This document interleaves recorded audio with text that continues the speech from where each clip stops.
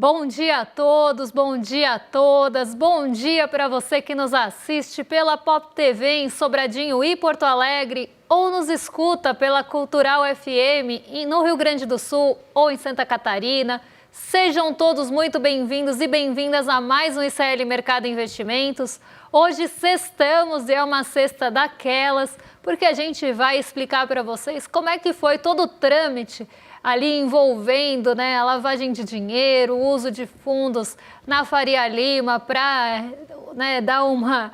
Hoje em dia as coisas mudaram bastante na lavagem de dinheiro, Para quem está achando que é Walter White aí, você vai lá e você tem o seu lava rápido, lava o dinheiro e depois compra bens. Hoje as coisas estão bem diferentes, porque a gente tem outros artifícios no mercado financeiro que esses itens, que esse dinheiro pode voltar. Então não necessariamente são itens de luxo, mas pode voltar para fundos de investimento que dificultem, nossa, eu ia falar diferença, que dificultam o rastreio, Tem uma série de mecanismos, inclusive, para ocultar esse dinheiro.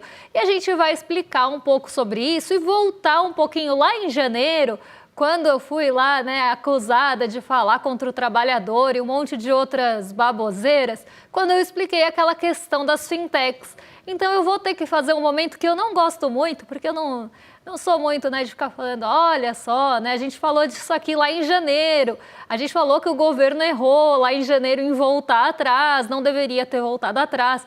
Inclusive, falei que o governo foi um pouco frouxo, em não segurar a sua decisão e ficou dando aquela sensação de que se é um parafuso e você aperta um pouquinho mais, ele poderia espanar. Acho que poderia ter sido mais forte ali, mas escolheu suas batalhas também.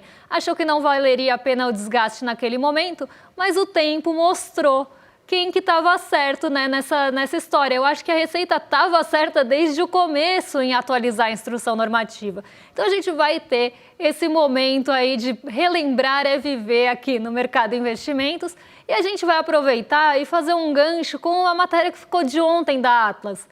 Porque ontem a gente ia falar da Atlas, da parte das fake news e não conseguimos chegar, mas melhor ainda, porque agora a gente viu de fato o impacto que uma distorção de uma notícia pode causar, não só na economia, mas numa sociedade como um todo. E isso aparece na Atlas, inclusive com alguns desdobramentos interessantes, que é o que eu tento contar para vocês hoje. Mas, para a gente começar o programa aqui, já vamos dar uma passada bem rapidinha na nossa agenda, porque o programa hoje está bem denso e eu pretendo chegar até o final. Com fôlego, porque eu não tô com fôlego lá essas coisas hoje. Vamos lá, 3 horas da manhã na Alemanha, saíram as vendas no varejo, 3h45 na França, saiu o PIB do segundo trimestre, medição final, e às 5 horas da manhã na Itália, mesma coisa, PIB do segundo trimestre, medição final. Às 6 horas da manhã, foi a vez do presidente do Banco Central Europeu, vice-presidente, na verdade, porque a presidente é a Christine Lagarde, o vice-presidente do Banco Central Europeu, Luiz de Guindos, discursar em um evento em Pamplona e às 8h30 no Brasil saiu o resultado primário do setor público consolidado. Então, até aqui, PIBs da zona do euro, ali dos países pertencentes à zona do euro, da Europa de uma forma geral sendo divulgados, e fala importante aí do vice-presidente do Banco Central Europeu. Agora, o que vem depois, Porque a gente tem mais coisas saindo na agenda hoje. Sai também, Na verdade, já saiu, porque 9 horas já passou. 9 horas da manhã saiu o CPI, o Índice de Preços ao Consumidor Preliminar de agosto, lá na Alemanha. Às 9h, 9h30, quem divulgou o PIB do segundo trimestre? Índia e Canadá, respectivamente, aqui. E ainda hoje, às 9h30 da manhã, tem aquele dado que o Banco Central dos Estados Unidos adora, que enxerga bem de perto, gosta de acompanhar ali no detalhe, que é o índice de preços de gasto com o consumo pessoal. Normalmente, esse índice de gastos com consumo acaba norteando bastante as decisões de política monetária lá nos Estados Unidos. Então, um dado importante, ainda mais nesse momento que está todo mundo indeciso ou existe uma probabilidade grande de que os Estados Unidos cortem os juros agora em setembro, mas ainda existe bastante indefinição em relação a isso. Em seguida, às 9h30, também saíram estoques no atacado de julho. Aqui um dado que acaba ficando em segundo plano no mesmo dia do PCI, mas um dado também divulgado lá nos Estados Unidos. Mas não para por aí, porque a gente ainda tem um restinho de agenda de sexta-feira para a gente sextar de fato. 10h15 da manhã, indicador de incerteza econômica da FGV. Normalmente esse índice sai depois das sondagens. Índice ISM de Chicago na verdade o PMI do ISM de Chicago vai ser divulgado às 10h45, na verdade já foi porque também já passou, estou assim de saúde na sexta-feira, não dormi direito, então o PMI vai ser divulgado, mas não é a medição que a gente está acostumado a ver, é da S&P Global, né? Não é aquela medição que sai de todos os países, é uma medição extra ali que existe nos Estados Unidos, inclusive com outra metodologia. Essa foi divulgada às 10h45 e agorinha, às 11 horas, saiu o índice de sentimento do consumidor e as expectativas de inflação em 1 e 5 anos de agosto. Já a medição final, a gente chegou a ver os dados preliminares sendo divulgados aí na metade do mês e agora a medição final e o sentimento, né, do consumidor e expectativas de inflação estão muito no radar justamente por causa do tarifaço. Então isso deve ganhar um peso, uma relevância um pouco maior também no olhar do mercado, no olhar dos investidores e das pessoas no geral, porque todo mundo quer saber se as expectativas para a inflação estão se deteriorando, né? Justamente porque o tarifaço já está valendo aí a partir desse mês. Às 2 horas da tarde nos Estados Unidos, também saem poços e plataformas de petróleo em operação. Então um dia que o PCI deve ficar bem no radar lá fora, e também essas expectativas de inflação vêm ganhando uma relevância maior por conta do tarifaço. Agora eu vou fazer também um fechamento rapidinho aqui, porque eu acho que tem alguns pontos do fechamento que são importantes da gente falar. Ontem a nossa bolsa durante o dia chegou a ultrapassar os 142 mil pontos, bateu num nível recorde, mas não fechou acima do recorde histórico, então chegou a alcançar, mas não manteve. E depois voltou ali para um patamar abaixo do recorde histórico da Bolsa, fechou em 141.049 pontos, depois de uma alta de 1,32. Vamos entender o que fez com que esse movimento acontecesse. Teve alguma coisa a ver com a operação que aconteceu na Faria Lima? Isso fez preço? Não fez preço. Tá, por mais que a operação tenha envolvido agentes importantes da Faria Lima, instituições financeiras, fundos de investimento, fundos imobiliários, nada disso parece que aconteceu no mercado financeiro. Isso ficou em segundo plano. E o que acabou ganhando protagonismo ontem, que fez com que a nossa bolsa subisse? Que vento otimista foi esse? Além daquele que eu já estou contando para vocês desde antes, então, né, do corte de juros nos Estados Unidos, da expectativa de cortar juros lá, isso traz um recurso aqui para o Brasil, países emergentes acabam se favorecendo nesse fluxo. Entra dinheiro aqui justamente para buscar ganho com a nossa taxa de juros e também com os nossos ativos de renda variável na nossa bolsa. E isso já derruba um pouco o dólar. Então aqui a gente já tem uma explicação que uma coisa linka na outra. Mas teve mais um motivo que inclusive foi o que protagonizou essa alta aqui da nossa bolsa ontem. Qual foi ele? A pesquisa Atlas Intel em parceria com a Bloomberg. Por quê? A pesquisa ali mostrou que o Tarcísio ganharia num segundo turno em um cenário do presidente Lula. E a gente sabe o favoritismo que tem Tarcísio de Freitas no mercado financeiro e na Faria Lima, não à toa. Ele entregou aí uma boa parte da Sabesp a um preço bem legal aí para quem comprou no mercado financeiro. Então a gente sabe que existe esse favoritismo, isso nunca foi escondido, eu já falei em outras ocasiões para vocês em relação a isso. Tarcísio é visto como uma pessoa moderada, creiam vocês ou não, e que traria mais equilíbrio fiscal para o ano do seu governo, para os anos do seu governo. Então ele está sendo visto, na verdade, como uma pessoa moderada e que traria equilíbrio fiscal, coisa que o governo atual não está fazendo, segundo a visão do mercado financeiro. Não adianta o Haddad acenar, não adianta o Galípolo entregar a taxa de juros aonde o mercado quer que ela esteja, não adianta nada disso. O mercado sempre vai cobrar uma lição de casa diferente e sempre vai achar que não é o suficiente, porque o corte de gastos tem que ser feito da forma tradicional. Se possível, na saúde, na educação, nos benefícios sociais. Se mexer alguma coisa fora disso, já desagrada. Se for dar um passinho para olhar alguma coisa no andar de cima, já desagrada. Então a gente tem, né, todo esse ceticismo e essa falta de confiança no governo atual e parece que nada que se faça, por mais que você entregue, inclusive, o que eles esperam em relação ali aos números.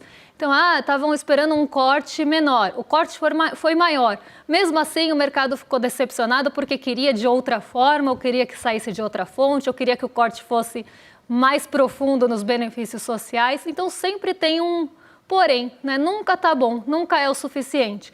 E as pessoas do mercado financeiro, os agentes de mercado já estão apostando que Tarcísio vai mudar isso, que vai fazer os cortes onde o mercado quer que eles sejam feitos, que ele vai entregar mais coisas para o mercado financeiro por meio de privatizações, que ele provavelmente vai sucatear ali esses bens públicos para depois vender bem baratinho. Então o mercado está muito contente porque acredita que vai se favorecer mais do governo do Tarcísio. E aí já está colocando as suas expectativas em cima disso. Como saiu uma pesquisa que mostrou isso, quem que festejou não fomos nós. Foi o mercado financeiro e mostrou isso na Bolsa e não escondeu, tá? Muitos analistas de mercado deram entrevista ontem e falaram justamente isso. Então, eu queria colocar esse ponto, eu acho que é importante a gente debater e falar sobre isso e entender que o mercado tem sim suas preferências eleitorais e não esconde. Então, aquele papo que a gente estava falando ontem, né, do ser técnico, do ser político, o político está em tudo, gente. Toda vez que a gente acorda, a gente já está tendo atos políticos, né? Até em falas, em fotos, em tudo, né? Se a gente joga uma luz e uma sombra numa foto, a gente está também colocando o nosso olhar naquilo. O que a gente quer enfatizar?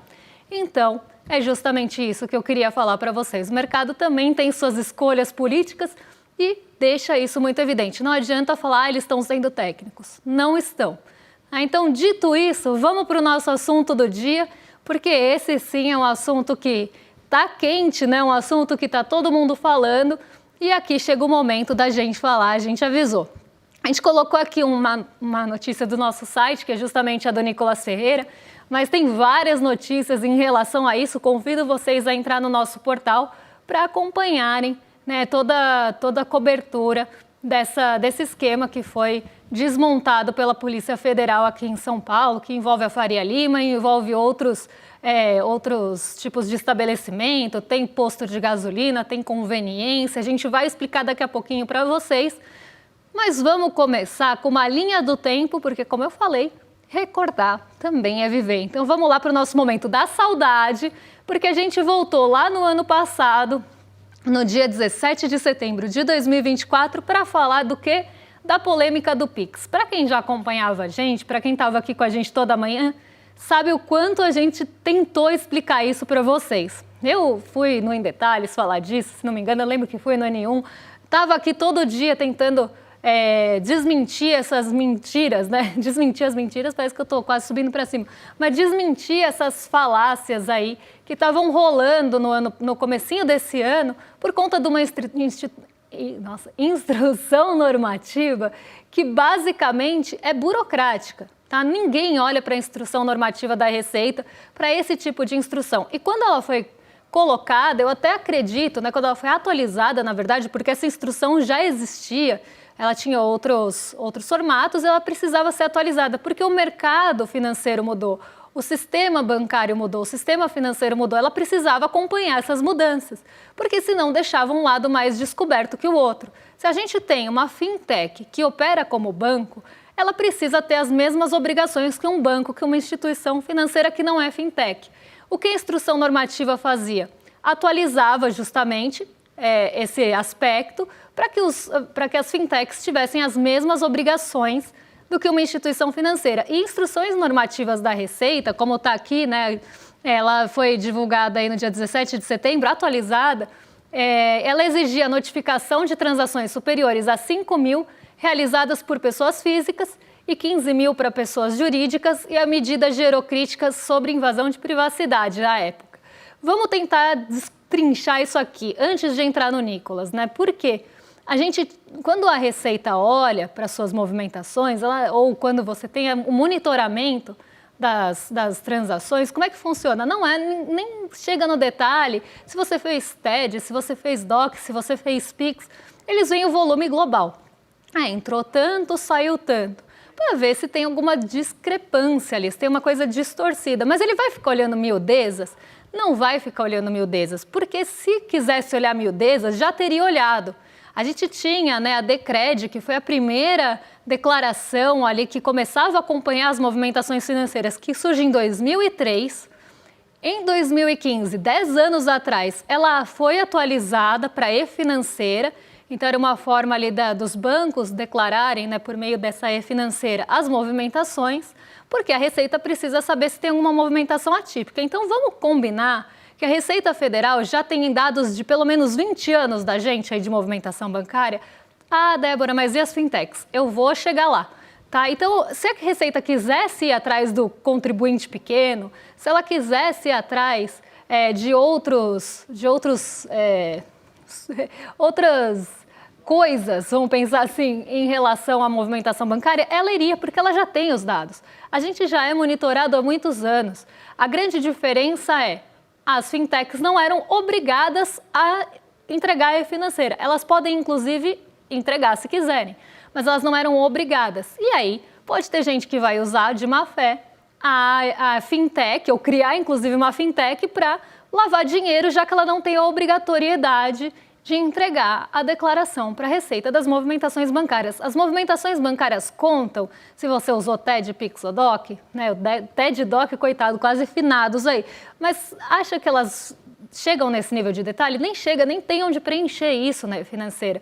Então, toda essa discussão em relação à privacidade, o cartão de crédito, se empresta ou não empresta, nada disso estava em questão. O que a Receita queria ver é dinheiro grande. E eu falei isso várias vezes no passado. Receita, se tivesse como olhar os pequenos, ela nem tem como olhar os pequenos, as pequenas movimentações. Ela faz esse monitoramento para prevenção de lavagem de dinheiro. Só que eu vou chegar lá. Vamos seguir aqui pela linha do tempo, senão eu vou colocar o carro na frente dos bois. No dia 1º de janeiro, a norma entra em vigor e aí descobrem que essa norma existia. Ela já existia há 20 anos quase, né? Mas aí descobrem que ela foi atualizada para incluir as fintechs. E as pessoas começam a ter, né? E claro, baixou ali, né? Mudou o valor de mínimo para ser declarado, então de volume global ali do que entra, do que sai, você tem um valor diferente, né? Lá no final que precisa ser informado para a Receita. E aí começaram a bater nessa norma da Receita. Vamos passar aí para o próximo quadro para o pessoal de casa acompanhar.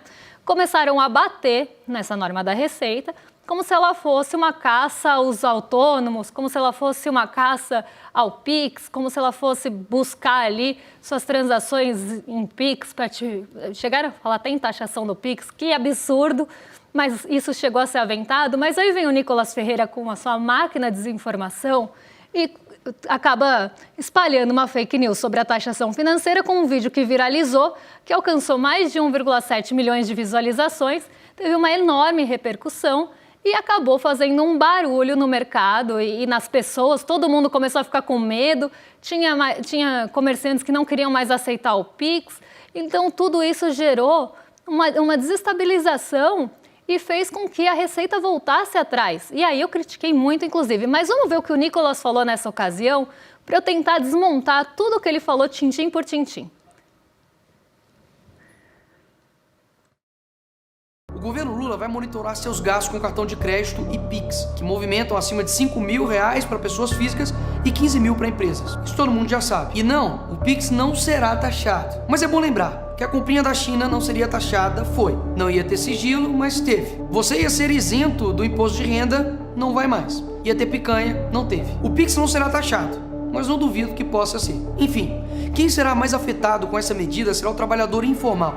Feirantes, o seu João que vende picolé como ambulante, motorista de Uber, pedreiros, entregadores de iFood. Todos aqueles que lutam diariamente para ganhar vida honestamente vão sofrer. Esses trabalhadores que já vivem no aperto agora terão suas movimentações vigiadas como se fossem grandes sonegadores. Se fizer uma vaquinha para pagar o churrasco, vai ser complicado de explicar no imposto de renda. O amor está custando caro demais. Essa maioria de brasileiros, muitos não declaram imposto de renda, porque senão não conseguem pagar suas contas. Se é difícil sem declarar, imagina o PT tirando 27,5% que você ganha. É impossível sobreviver. Sendo assim, esses milhões de brasileiros não vão mais usar cartão de crédito, Pix, débito ou transferência bancária para não cair na mira do governo, que só tá pensando em arrecadar sem te oferecer nada. O país não estava quebrado? Agora todo mundo tem 5 mil na conta? Vem cá, gênio, que eu vou te explicar. Basta ter 5 mil movimentados na conta para entrar na mira da Receita. Ou seja, o Uber que gastou com gasolina, manutenção, freio, suspensão, limpeza e outros custos e movimentou 5 mil na conta, ele tem 5 mil livre no bolso? Claro que não. O ambulante que movimenta acima de 5 mil no mês para sustentar a família, agora está na mira da Receita. O entregador do iFood que corre horas para fazer sua meta, também está. O governo diz que essas medidas são modernização fiscal. Conversa para boi dormir. Ai, quem não deve não teme. Ah, é mesmo? Sabe o que também é mesmo, Nicolas Ferreira? A gente sabe que você está zero preocupado com a mulher que vende bolo no pote, com o seu Zé que é pipoqueiro, com o fulano que trabalha de autônomo. A gente sabe que você está zero preocupado, mas você tentou vestir essa máscara e falar, né, colocar medo nessas pessoas e fez uma grande desinformação. Primeiro, já vou te explicar aqui, já para a gente quebrar aqui para Nicolas e para quem está assistindo a gente em casa, que movimentação bancária não é a mesma coisa que renda. Né? Existe um abismo entre os dois. Movimentação bancária é o que entra e sai da sua conta. Então, você é um Uber, você recebe o valor das suas corridas, você gasta com gasolina, a sua renda lá no final não é o que você movimentou. Uma coisa é diferente da outra e a Receita sabe disso. Emprestar cartão de crédito, né, não quer dizer que você está movimentando aquilo. Emprestar cartão de crédito é uma furada, tá, gente? Não emprestem cartão de crédito, mas não porque a Receita não vai te olhar. A Receita sabe ali o quanto você movimenta na sua conta, o que é típico. Emprestar cartão de crédito, você acha que a Receita vai olhar para todo mundo que empresta cartão de crédito no Brasil, para um parente que não tem crédito? Você já conhece alguém que a Receita foi atrás porque usou cartão de crédito de alguém ou porque alguém emprestou o cartão de crédito? Quantos autônomos vocês conhecem? Dado que a Receita já monitora as instituições financeiras grandes, quantos autônomos vocês conhecem que a Receita foi atrás? Não dá para a Receita ir atrás. Primeiro, porque ela não tem braço. Segundo, porque é um esforço de recurso e de pessoal que a Receita, primeiro, nem tem o pessoal para isso, mas se tivesse, seria um esforço de recurso, de pessoal para ir atrás de uma arrecadação pequena. Não vale a pena para a Receita ficar monitorando minúcias. Ela nem tem como fazer isso e é ineficiente no ponto de vista arrecadatório. Você acha que a Receita, com 20 anos de dado das pessoas, se quisesse ir atrás, já não teria ido? Não teria já começado a monitorar? E você acha que o leão ia deixar o bife no prato dando sopa? Não é isso. Ainda mais, né, com todo esse estigma que se criou esse ano do governo, está querendo arrecadação de qualquer forma. Se fosse uma medida arrecadatória, vamos pensar aqui na hipótese de ser uma medida arrecadatória, como desinformou o Nicolas Ferreira aqui. Se fosse uma medida arrecadatória, você acha que o governo ia voltar atrás tão fácil assim ou eles iam brigar um pouco mais para tentar arrecadar? Não era arrecadatória, nunca foi, ela não tem intenção de ser e nem tem como ser por questão de pessoal, de recurso e por tudo que eu falei. Não compensa ir atrás das pessoas pequenas para a Receita Federal, porque vai ser um esforço enorme de recurso para ir atrás de todo mundo para uma arrecadação bem pequenininha. Por que a Receita faz isso? Porque ela quer ir atrás do dinheiro grande, ela não quer ir atrás do pipoqueiro, da dona fulana que faz bolo de pote ou do que vende sorvete, aí que o Nicolas falou. Não é isso. A Receita quer desmontar os grandes esquemas de lavagem de dinheiro. É isso que ela está tentando fazer. E aí vamos supor que você esteja ali envolvido com o crime. Você sabe que os bancos já são monitorados há muito tempo, desde 2003, com atualização em 2015. Você vai tentar lavar o dinheiro, ficar fazendo depósito, vai ficar tentando fazer suas movimentações num grande banco ou numa fintech que não é obrigada? Onde será que vai ser lavado o dinheiro? E aí, quando eu expliquei isso para as pessoas lá no passado, eu fui extremamente atacada, falando que eu estava chamando o trabalhador de bandido ou de vagabundo. Não era isso, nunca foi. Longe de mim falar qualquer coisa dessa. Eu sou uma das pessoas que mais fala aí do mercado de trabalho e do trabalhador, e do lado positivo e do reforço que a gente tem que se ver enquanto classe trabalhadora, eu jamais falaria uma baboseira dessas. O que eu estava querendo falar é que o crime organizado, na hora de escolher onde ele vai movimentar, ele vai escolher o lugar que é mais fácil de esconder o dinheiro, já que é isso que ele vai fazer na lavagem de dinheiro. Existem etapas e uma delas é ficar fazendo depósito ali em contas de laranja, sacando e depositando. Vai tentar fazer isso num banco grande para ver o que acontece com a conta. Então, tendo essa brecha, onde é a preferência de usar? na fintech. E aí, né, o tempo muito sábio provou que realmente a Receita estava certa. Ela precisava colocar as fintechs com a mesma obrigatoriedade de um banco porque estava sendo lavado dinheiro por meio das fintechs. E isso foi mostrado e explicitado para Nicolas e para todo mundo que estava com alguma dúvida agora com a operação que foi desmontada ontem, né, pela Receita Federal junto à Polícia Federal, porque nossa, gente, hoje está muito difícil, a minha memória está falhando. É uma cooperação entre as duas. E quem falou sobre isso foi o secretário Barreirinhas, que inclusive veio no N1 da entrevista lá no passado. Vamos ver o que ele falou em relação a essa cooperação e a tudo isso que a gente está falando agora. A história dela de mentiras, de fake news, dizendo mentirosamente que aquela instrução normativa tratava de tributação de meios de pagamento. Essas fake news foram tão fortes que, apesar de todo o esforço da Receita Federal, ajudada, diga-se, pela mídia tradicional aqui do Brasil, nós não conseguimos reverter essas mentiras por conta da força de quem as impulsionava, o que já estava, inclusive, prejudicando o uso dos meios de pagamento instantâneo. Nós tivemos que dar um passo atrás e revogar essa instrução normativa. As operações de hoje mostram que, independentemente das intenções, as pessoas que espalharam aquelas fake news, aquelas mentiras no início do ano, ajudaram o crime organizado. E era isso, né? A gente sempre esteve, a Receita sempre esteve, a gente aqui tentando explicar, sempre esteve falando do crime organizado. Porque quem lava dinheiro, né? Quem faz esse tipo de operação para tentar, né, esconder a verdadeira natureza de um dinheiro e tentar reinserir ele como um dinheiro limpo lá no final, é o crime organizado. Então, assim, apesar da gente sempre teve esse monitoramento, né? Eu acho que esse é um chá de revelação que a gente fez lá atrás, mas não vale... não vale deixar de fora agora. O monitoramento existe. A gente é monitorado. O que não era obrigado a informar essas movimentações eram as fintechs. Algumas já, inclusive, entregavam, mesmo sem a obrigatoriedade. Mas imagina uma fintech que é usada ali, como algumas que apareceram no esquema, que são usadas para lavar dinheiro, você acha que elas iam entregar alguma coisa sem obrigatoriedade? Então, né, o que a gente estava tentando, né, falar aqui esse tempo todo é que a finalidade dessa instrução era coibir a lavagem de dinheiro por meio das fintechs. Era tentar pegar esse lugar que estava como um ponto cego ali do governo, já que não existia obrigatoriedade. Nunca foi para monitorar a gente. Se a nossa vida não mudou até agora, com o monitoramento existindo, não ia mudar com a inclusão das fintechs. Então, era justamente isso que eu queria falar. É uma pena que eu não vou conseguir chegar onde eu queria, porque o programa tem meia hora e esse assunto é bem extenso.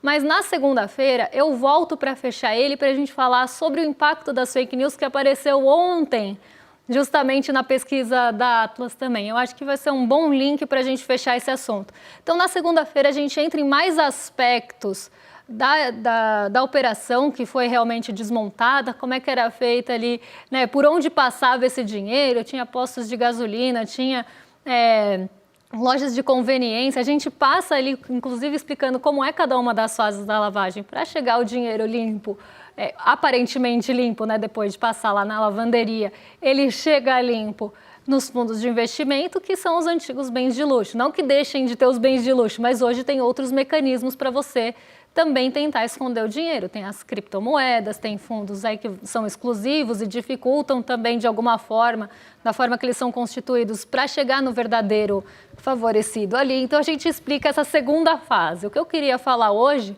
né, eu acho que acabei perdendo bastante tempo nisso, mas ganhando também tempo nisso, é como é que foi desvirtuada uma norma da Receita que não era para pegar autônomo, que não era para pegar ali o cidadão que está trabalhando, nunca foi, né? Mas uma desinformação do Nicolas Ferreira que atingiu tanta gente, acabou atrasando, inclusive, o processo de fazer com que essas fintechs monitorassem e informassem a Receita essas movimentações, para a Receita ficar de olho nas movimentações muito suspeitas.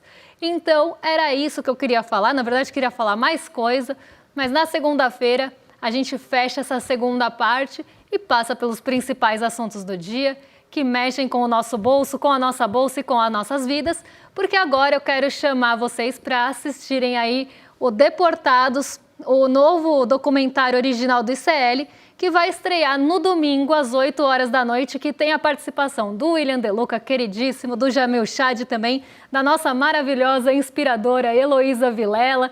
Então vocês estão mais convidados para assistir esse documentário original aqui do ICL, o Deportados, Ódio e Racismo de Trump contra os emergentes, não, também, né? Mas contra os imigrantes. Um beijão para vocês, bom fim de semana, bom rolê agora com o William De Luca e o Guga Noblat. Segunda-feira a gente tá de volta. We're going to stop the invasion of our borders. We're going to reclaim our wealth. O Trump coloca o migrante como se fosse o causador das grandes mazelas dos problemas americanos. Era um sonho que virou um pesadelo.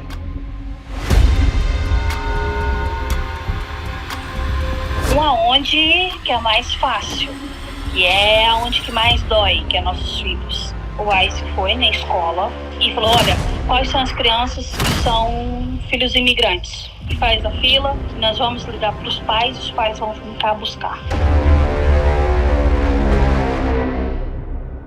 Eu fui tratado como terrorista.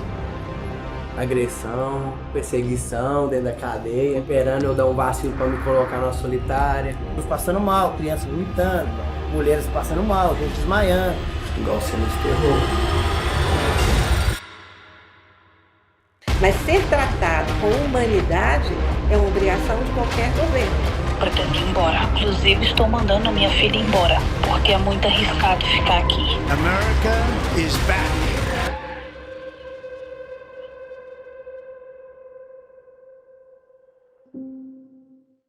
O ICL está em todo lugar, na palma da sua mão, na TV da sua casa e até nos seus ouvidos.